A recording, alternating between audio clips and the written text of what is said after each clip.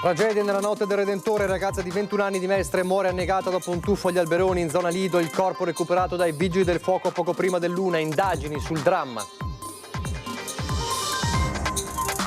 Grave incidente nella tarda mattinata di oggi lungo la strada Callalta tra Silea e Treviso, scontro tra un'auto e un'ambulanza, 4 le persone ferite. Paura in via Pozzetto a Silea per un vasto incendio in un'azienda agricola, danni ingenti, ferito il proprietario colpito dall'esplosione di uno pneumatico di un mezzo. 38 attività controllate, 7 sospese, sanzioni per oltre 300.000 euro, il bilancio dei controlli dei carabinieri in tutta la Marca per la sicurezza sul lavoro. Nuovo avvistamento del lupo che vaga da mesi tra Macerata e Breda. Ieri sera l'animale è arrivato sulla spiaggetta di Saletto dove era in corso una festa. I presenti lo hanno avvicinato dandogli da mangiare. L'esperto dice sbagliato, così si abitua all'uomo. 150 fedeli stamattina in pellegrinaggio dalla chiesa di Falzea a quella di Collalto, pregando contro la denatalità e i giovani abbiano coraggio di diventare genitori. Oltre 100.000 persone a Venezia per i fuochi della notte del Redentore, naso all'insù per assistere alla magia dello spettacolo pirotecnico. Telespettatori di Antena 3, buonasera e ben ritrovati con il nostro telegiornale. Dunque in primo piano la cronaca della tragedia avvenuta nella notte del Redentore. Ragazza di 21 anni di Mestre muore annegata dopo un tuffo agli alberoni nella zona del Lido. Il corpo è stato recuperato dai vigili del fuoco poco prima dell'1, indagini dei carabinieri sul dramma.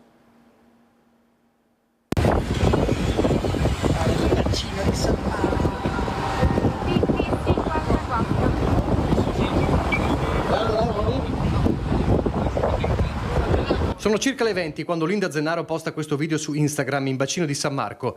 Barche in acqua, tutto è pronto per la notte famosissima del Redentore a Venezia. Linda è di passaggio con amici diretta agli alberoni, zona Lido. 4 ore dopo, il corpo della 21enne di Mestre sarà restituito dalle onde e recuperato dai sommozzatori dei vigili del fuoco sotto gli occhi disperati del fidanzato che aveva lanciato l'allarme. Fatale la decisione di tuffarsi. La tragedia si è consumata nei dintorni del Faro Rocchetta, agli alberoni, via Zaffi da Barca. Una serata iniziata in compagnia degli amici per stare insieme nella notte del Redentore. C'era una festa alla spiaggia degli alberoni con tantissimi giovani. Non è ancora chiaro quanto Linda e il suo ragazzo siano rimasti, ma di fatto poco prima della mezzanotte i due si sono allontanati raggiungendo la zona del Faro Rocchetta, dove in un'area scarsamente illuminata la 21enne ha deciso di tuffarsi. Il giovane non l'ha seguita nel bagno notturno, ma quando si è reso conto di non vedere più la ragazza, preoccupato ha lanciato l'allarme ai carabinieri e ai vigili del fuoco. Subito si sono mossi anche i sommozzatori ingaggiati per la sicurezza della festa del Redentore. Raggiunta la zona, hanno scandagliato le acque con i fari portatili per circa mezz'ora, trovando poi il corpo senza vita di Linda.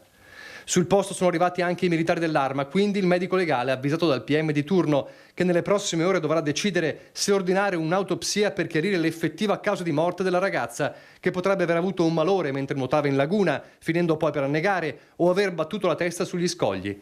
Saranno anche da verificare le condizioni psicofisiche della 21enne al momento del tuffo, mentre a Mestre in queste ore si piange la scomparsa di Linda, gli amici sotto shock.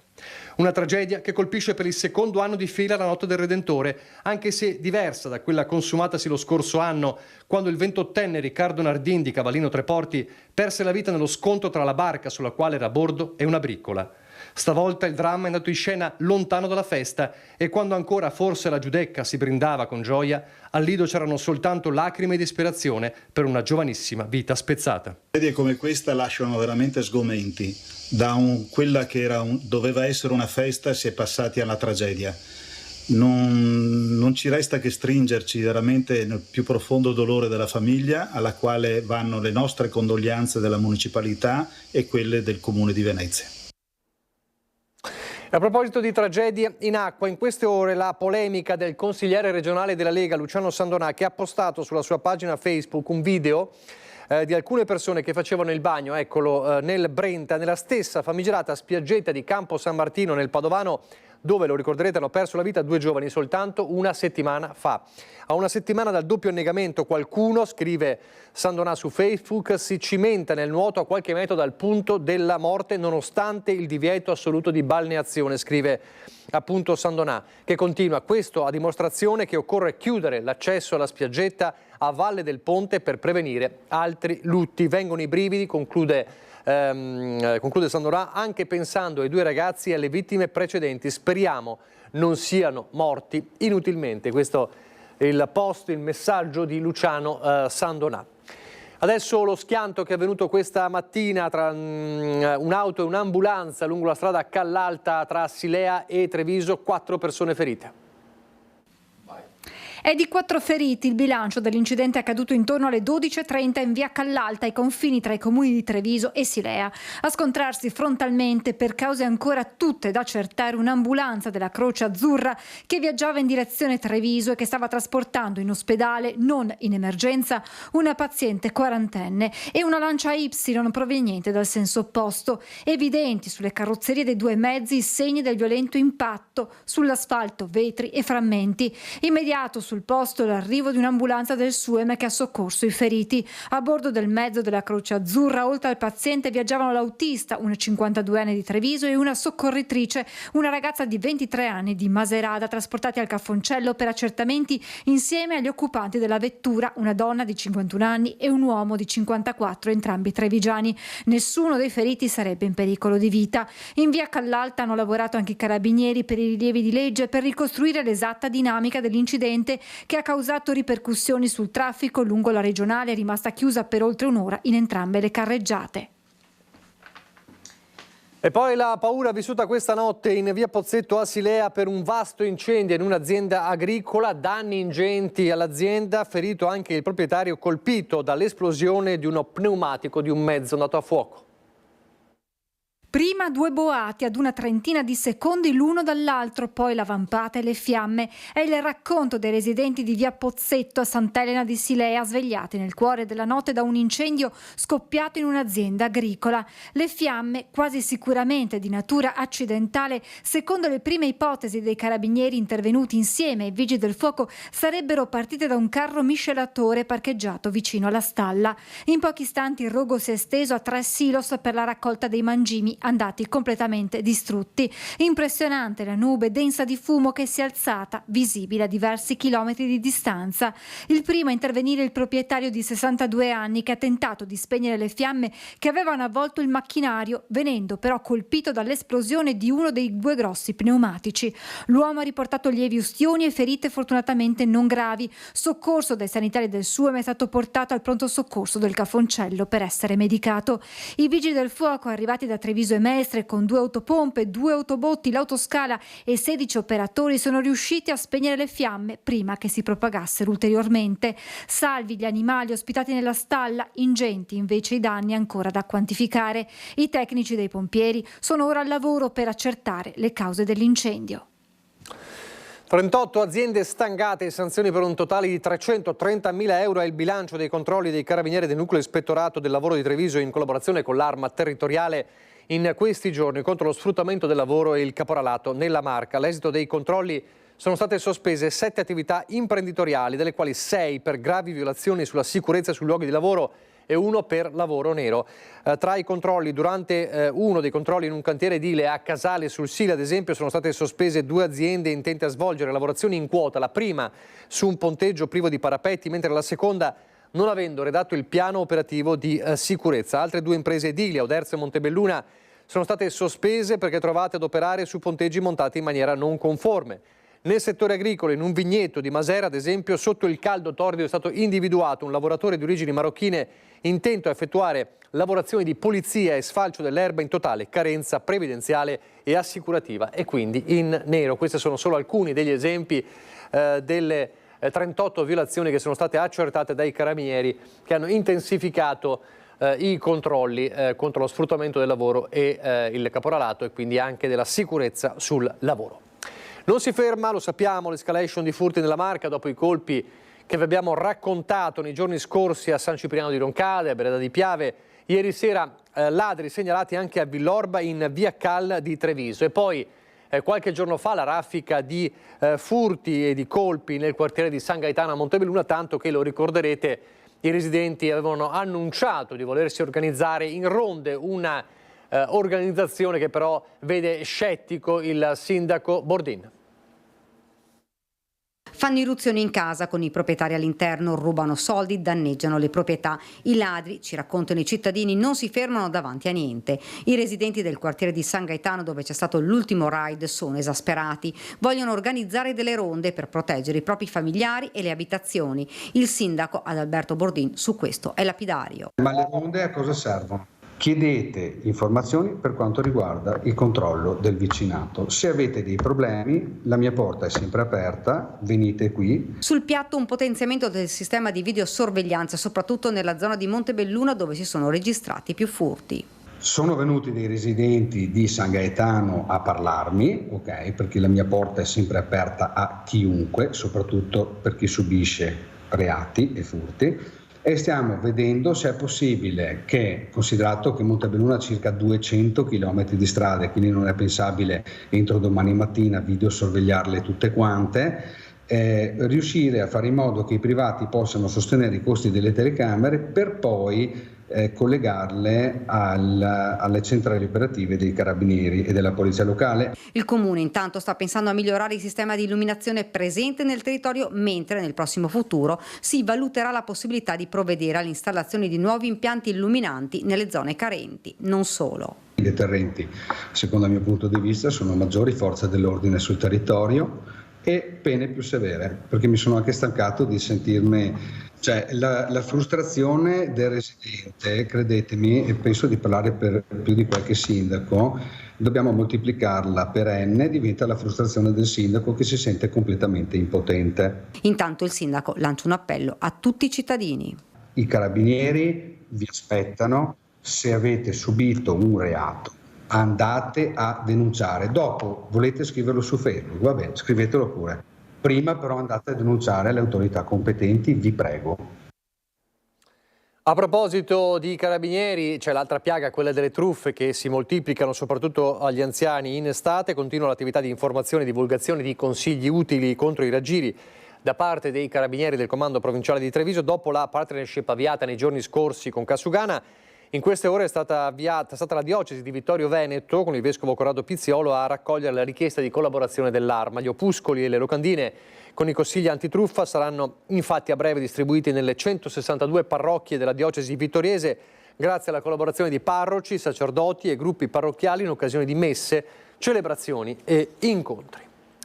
Ancora lui verrebbe da dire, parliamo del lupo vagabondo che vaga da mesi tra Maserata, Spresiano, Fagarè, San Biagio di Callalta e che ieri si è presentato alla spiaggetta di Saletto di Breda dove era in corso una festa. Stavano festeggiando nell'area picnic allestita vicino alla spiaggetta di Saletto di Breda di Piave, quando all'improvviso è apparso un lupo. Eccolo nelle immagini mentre si avvicina ai presenti. Inizialmente sembra spaventato, poi con il passare del tempo prende coraggio e si avvicina sempre più alle persone, attirato anche dalle costicine che si stavano cucinando. Qualcuno gli lancia della carne che l'animale raccoglie prima di allontanarsi. Sarebbe lo stesso esemplare proveniente dal Cansiglio, entrato qualche giorno fa nel giardino di un'abitazione di Maserata, visto poi a Spresiano e tra i vigneti di Fagarè. Da fine aprile il predatore si sposta lungo il Piave fino all'avvistamento di Breda. Tra chi frequenta in queste giornate affose le rive del fiume nella spiaggetta di Saletto, la notizia della presenza del lupo suscita inquietudine. Il suo distinto è tornare dove ha mangiato. Sì. Questo è il distinto di un predatore, non si può aiutarlo, no. Abbiamo invaso il loro territorio, ma non serve sempre darlo sì. Questo è il problema, sì. Negli ultimi anni sono aumentati esponenzialmente gli avvistamenti di animali selvatici anche nei pressi di centri abitati. La presenza dei lupi distanti dai loro habitat naturali è legato in primis all'aumento del loro numero, ma ci sono altri motivi. L'uomo non va più nei nostri territori a caccia del lupo, quindi il lupo ha perso la sua atavica paura per l'uomo, sa che l'uomo non è motivo di pericolo. In aggiunta a questo, vicino all'uomo gravitano delle fonti importanti di sostentamento, ad esempio la nostra immondizia, gli avanzi delle nostre cucine, ma anche purtroppo i nostri piccoli animali domestici. E sono proprio i cani e i gatti di casa spesso a cadere vittime degli attacchi dei lupi, mentre non si registrano in tempi recenti aggressioni mortali agli uomini. Cosa fare allora nel caso ci si trovi a tu per tu con un lupo? Innanzitutto evitare atteggiamenti che avvicinino l'animale a noi, ad esempio dandogli del cibo o tentando di attirarlo. In presenza di questi animali non dobbiamo favorire una socialità e dobbiamo spaventarli senza creare loro dolore o sofferenza, come ad esempio con delle trombe da stadio, con delle sirene che oramai si trovano anche in formato digitale sotto forma di orologio, che emettano un rumore molto forte, che insieme spaventino il lupo allontanandolo da noi, ma associno alla presenza dell'uomo un'esperienza lievemente negativa, che disincentivi nel futuro il tentativo di avvicinarsi. L'ultimo consiglio dell'esperto va ai proprietari di animali domestici, perché nelle zone in cui è stato avvistato un lupo non lascino cani, gatti, conigli in giardino nelle ore serali, quando l'animale solitamente si avvicina ai centri abitati. Un altro allarme riguarda invece le api, perché sul massiccio del Grappa il cambiamento climatico sta diffondendo una nuova specie arborea letale per questi insetti fondamentali per l'uomo. Questa pianta qua è il senecio del Sudafrica. Ce la fa vedere? Eccola qua. Questa qua si chiama senecio? Senecio del Sudafrica. Ci sono vari tipi di senecio, anche il corso di Monte Grappa, però quello diciamo infestante che è arrivato dal Sudafrica praticamente è questa pianta qua. Dove trova terreno libero lei arriva. Ed è pericolosa per i pascoli? Per i pascoli, per il miele, api? per le api e così. E anche per la carne, cioè cosa fa? Dà delle tossine? Ha delle tossine in maniera blanda, però se comincia ad essere molto più presente di quello che è adesso, può capitare che nascono dei problemi anche in questo caso. È l'ennesima conseguenza del cambiamento climatico. Temperature più miti e mancato innevamento stanno permettendo la diffusione di piante non solo infestanti, ma tossiche per animali e di conseguenza esseri umani. L'esempio classico è il veratro, altra pianta infestante diffusa nel massiccio e che per questo viene brucata dalle mucche al pascolo. Perché il veratro soffoca comunque altre piante, perché il veratro mette una sostanza alle radici che inibisce un po', diciamo, la crescita delle altre piante. Quindi, ma è anche un po' tossico? È anche leggermente tossico. Diciamo che le mucche qualche brucata la danno, però non è che sia proprio particolarmente gradito. Per l'uomo invece sì, sarebbe anche tossico e veniva usato anche in farmacia ai tempi della Serenissima, anche adesso ha qualche proprietà, diciamo, curativa così. Però è diventato un grosso problema qua sul Monte Grappa perché sta invadendo tutti i prati. Decisamente più pericoloso il senecio del Sudafrica. Questa pianta qua, ahimè, purtroppo è tossica, anche questa qua, molto più del veratro. Questa qua è potenzialmente tossica, specialmente qua sulle zone del Monte Grappa, perché è tossica sia per il latte, per la carne e per il miele, perché le api qua vanno anche qua a pollinare. L'allarme arriva dalla sezione feltrina del Club Alpino Italiano. Un grosso allarme lo stanno dando i grossi esperti di botanica, lo hanno già segnalato più volte che c'è questo problema. Il problema grosso è che si diffonde in maniera pazzesca, perché ogni fiorellino fa il suo bel soffione, come il tarassaco per esempio, quindi immaginate voi quanti milioni di semi che nascono da un ceppo così. Tecnicamente il senecio ha effetti negativi sui vigneti e sulla biodiversità e riduce il valore dei pascoli. È tossica per gli animali a sangue caldo, uomo incluso, perché contiene alcaloidi che possono passare al latte attraverso il pascolo, persino al miele. Gli alcaloidi che vengono assorbiti nel tratto gastrointestinale agiscono principalmente nel fegato, dove liberano molecole tossiche che si accumulano e danneggiano progressivamente l'organo, interessando a volte anche il cuore e i polmoni. Non esiste attualmente un trattamento per contrastarne l'avvelenamento. Ecco perché bisogna contrastare invece la diffusione cresciuta in numero ma anche in spazi. Una volta non ci facevo caro, adesso quando vado in giro lo vedo un po' dappertutto perché ho capito qual è, e lo vedo sempre di più, sempre più spesso e sempre più in quota. Lutto nel mondo del giornalismo per la morte di Daniela Ghio, storica collaboratrice del Gazzettino, scomparsa a 68 anni da poco compiuti, era malata da tempo. In questi anni Daniela ha rappresentato un esempio di dedizione e professionalità, raccontando con passione e rigore molte storie della nostra comunità. La sua voce, sempre attenta e rispettosa, mancherà a tutti noi. Sono le parole di cordoglio del governatore del Veneto Luca Zaia. Una giornalista stimata, rispettata, ricorda il presidente dell'Ordine dei giornalisti del Veneto Giuliano Stefano Gargano e ben voluta da tutti. Aveva raccontato soprattutto di Venezia con amore e profondità. Il suo legame con la città si ritrovava anche dei piccoli dettagli. Torniamo nella Marca trevigiana con una singolare processione, un singolare pellegrinaggio. Prima la processione e poi la messa nella chiesetta di Sant'Anna per celebrare la vita e invocare nuove nascite. E soprattutto per il dono della vita.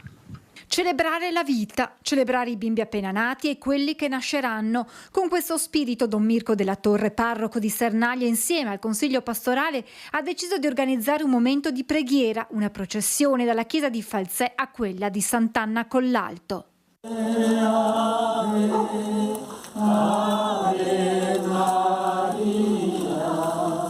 Ogni anno nella chiesetta di Sant'Anna viene celebrata una messa a lei dedicata e visto la concomitanza con la domenica si è deciso di affiancare al momento liturgico anche una processione, 150 le persone che all'alba si sono ritrovate a Falzè percorrendo il tragitto fino a Collalto recitando il rosario.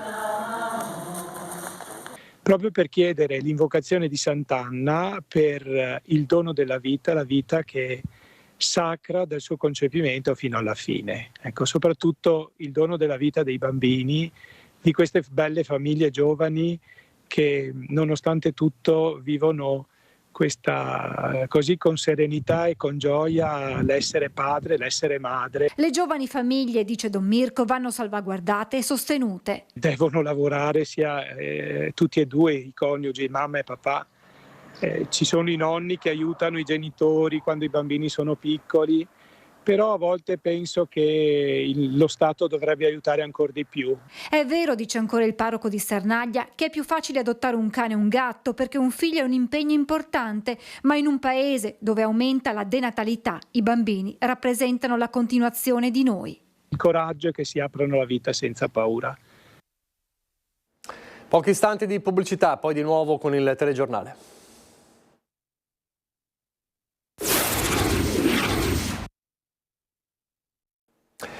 Rieccoci con il telegiornale di Treviso. Andiamo a Paese per una segnalazione dei nostri telespettatori. Buche, alberi e sterpaglie che complicano la viabilità di via Cal dei Mulini in Paese.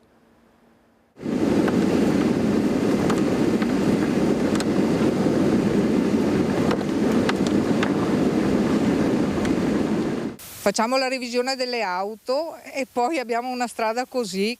Una situazione che va avanti da anni, quella in via Cal dei Mulini a Paese. Una strada all'apparenza asfaltata, in ottime condizioni, ma qualche metro più avanti ecco che iniziano i disagi dei residenti, che chiedono che la via venga asfaltata il prima possibile.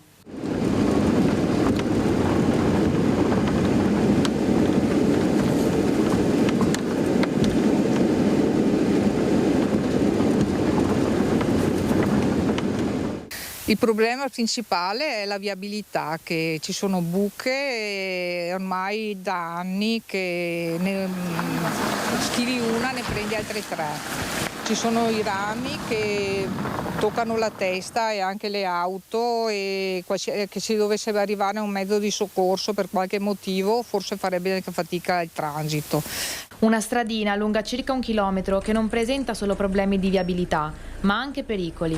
Con una raccolta firme qualche mese fa è stato chiesto aiuto al comune. Alberi caduti a causa del maltempo, dei quali sono rimasti rami pericolanti. Solchi nel terreno che con poco si riempiono d'acqua e creano non pochi disagi. La strada inoltre, se non per il primo tratto, è anche poco illuminata. Una situazione non più sostenibile per coloro che percorrono questa strada tutti i giorni. Ha aperto il dialogo con l'amministrazione. Strade bianche ce ne sono tantissime e tutti le vorrebbero asfaltate. Nello scorso mandato un paio di strade molto lunghe e frequentate sono state asfaltate dall'amministrazione. Valuteremo anche questo.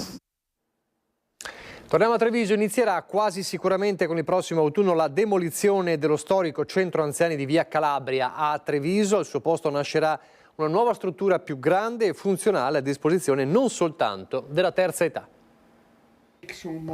Ecco come sarà il nuovo centro civico di San Liberale. Nascerà al posto dello storico prefabbricato del Centro Anziani Treviso, come ricorda questa fotografia con il nome del fondatore Raffaello Tordini e la figlia Yvonne. Giusto 40 anni al servizio della terza età questa struttura, dove gli anziani trovano un punto di riferimento contro la solitudine e di stimolo per tenersi attivi. 40 anni passati anche per l'edificio che da tempo segna il passo e che non era più ristrutturabile. Qui cambia tutto? Cambia tutto perché verrà rifatto nuovo, verrà aria condizionata, verrà riscaldamento al pavimento, raffrescamento al soffitto, verrà fatta la biblioteca con il suo spazio indipendente, per cui... Ma c'era bisogno? Decisamente sì, perché era un po' messo male.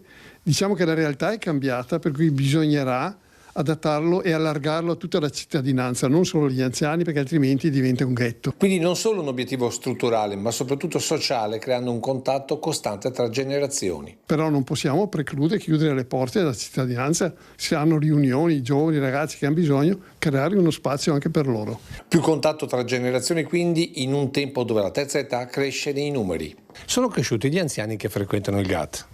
Stiamo facendo aumentare, perché stiamo facendo attività di coinvolgimento. Io credo fortemente al coinvolgimento, perché se no l'anziano viene aggredito da demenza senile e Alzheimer, per cui credo che farli sentire attivi.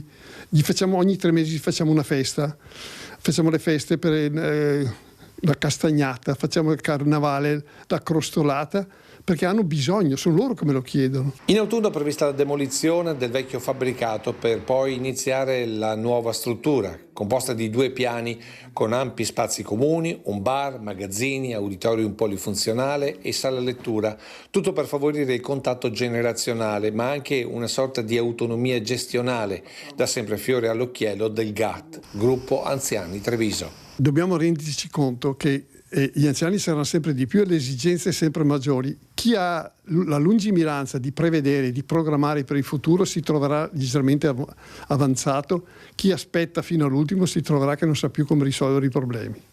È molto volontariato e molto autogestione, perché i soldi sono sempre meno, ovviamente, per cui conviene prevedere e imparare a autogestirsi.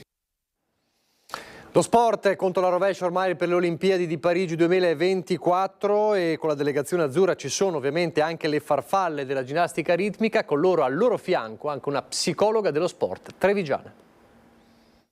Certo che questo investimento mediatico ha pesato molto, ha pesato tantissimo nell'ambiente, ha pesato molto nelle ragazze che si sono rinchiuse adesio in se stesse e hanno cercato comunque di venirne fuori, e devo dire che adesso stanno rivolando. Dopo lo scandalo che ha travolto la ginnastica ritmica italiana, le farfalle sono pronte a volare alto, ne assicura Marcella Bonus, docente e psicologa dello sport piemontese ma trevigiana d'adozione, chiamata ad affiancare le ragazze proprio dopo la bufera scoppiata, all'indomani delle rivelazioni sui metodi di allenamento cui sarebbero state sottoposte le ragazze, costrette a pesanti sacrifici nel nome di un risultato sportivo. Io penso che questo le abbia anche rese più forti, più consapevoli, anche più attente molte volte, no? Perché i media, i social è qualcosa da dover utilizzare bene.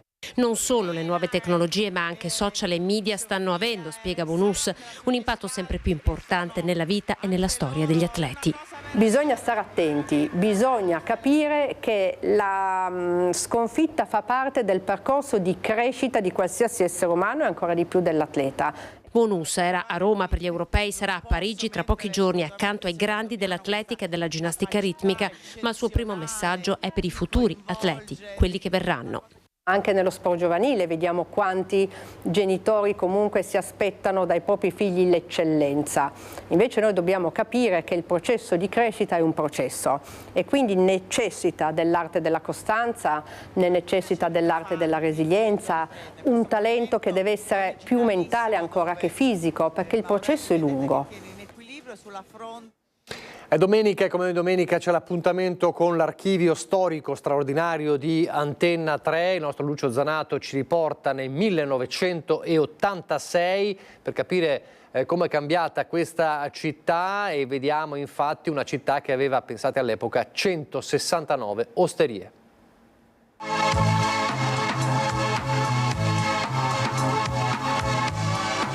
Treviso gioiosa e amorosa, ormai è uno slogan che conoscono anche i bambini. Gioiosa perché? Sarà per il clima, la gente, forse è per il vino che scorre abbondante nelle 169 osterie, sarà per questo. Certo che la fama non è immeritata. Vino e buona tavola sono gli elementi che caratterizzano la nostra città. Alcuni dati sconcertanti. A parte le 169 osterie ci sono 47 ristoranti e 42 trattorie. Un esercito di locali per sfamare i trevigiani e gli stranieri, una concorrenza spietata a base di pietanze e di buoni vini. E il prezzo? Su per giù quasi tutti i locali si mantengono nella media, non ci sono esagerazioni, fatto salvo i locali di prima categoria esclusivi, dove si lasciano dalle 50.000 in su. Tutti pensano ad una clientela di media o alta qualità, pochissimi, per non dire nessuno, pensano alla massa, all'operaio e agli studenti che non hanno i soldi per pagarsi un pranzo completo in un locale di un certo tenore. Mancano locali alla mano, popolari, dove puoi sfamarti spendendo poco e trovandoti bene. C'è un'eccezione però, abbiamo trovato l'unica trattoria popolare della città, è a Santa Maria del Rovere, una trattoria che Panorama definì la più economica d'Italia. È frequentata da militari, operai, studenti, gente simpatica che, dice il titolare, ha il diritto di mangiare una minestra calda. Abbiamo creato questo ambiente per impiegati, operai, gente che non ha molti soldi. Sì, insomma, che alla fine del mese si trovano qualche 100.000 lire più in tasca, e allora creando questo ambiente io ho un certo afflusso e io mi accontento di vivere come un operaio, però la soddisfazione insomma è quella di creare questi ambienti che finora nessuno non ha mai pensato.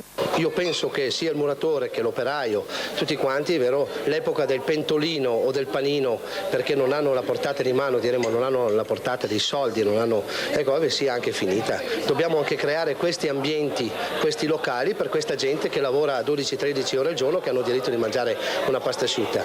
E io sono sempre stato di quest'idea e ho mantenuto una tradizione. Un mestiere scelto come missione, si accontenta di un piccolo guadagno e così, dice, tutti sono contenti. È una filosofia che non sentivamo da tempo, eppure c'è ancora chi ci crede. È l'unico, da quanto ci risulta, in tutta la città. C'erano altri come lui, sono spariti con la crisi, la speculazione, la vecchiaia, un sacco di motivi che hanno però reso orfana la città di locali tipici dove l'oste era anche amico. Magari non aveva la divisa in perfetto ordine, ma quello che conta è la sostanza, e la sostanza qui c'è. L'etichetta, la forma sono lasciate fuori dalla porta e naturalmente dal conto. Servizio di Tino Giacomin del 19 luglio 1986 dai nostri straordinari archivi. Siamo in chiusura però vi lasciamo con delle bellissime immagini. Abbiamo iniziato parlando purtroppo della tragedia avvenuta la notte del Redentore agli Alberoni a Venezia con la morte di Linda Zennaro, la 21enne annegata al Lido, ma la notte del Redentore è stata soprattutto la notte della festa al Lido, alla Giudecca. Allora vi lasciamo con le più belle immagini della notte famosissima. Grazie per averci seguito, arrivederci.